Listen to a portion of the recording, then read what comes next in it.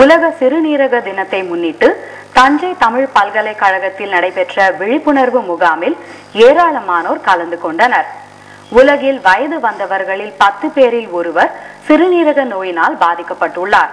பெருகி வரும் சிறுநீரக நோய் குறித்த விழிப்புணர்வை ஏற்படுத்தும் வகையில் சிறுநீரக விழிப்புணர்வு தினம் கடைபிடிக்கப்பட்டு வருகிறது.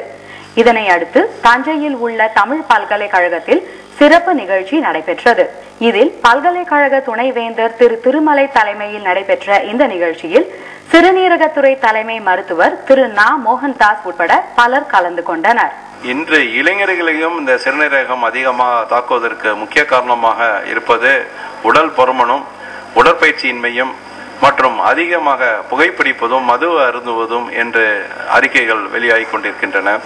ஆகவே இளைஞர்கள் தங்கள் உடம்பை பாதுகாக்க, சிறுநீரகத்தை பாதுகாக்க, உடல் சரியான அளவு இருப்பதற்கு சமசீரான உணவை உண்ண வேண்டும், புகை மற்றும் மதுவை தவிர்க்க வேண்டும் என்ற இந்த நேரத்தில் நாங்கள் அவர்களை வலியுறுத்துகின்றோம்.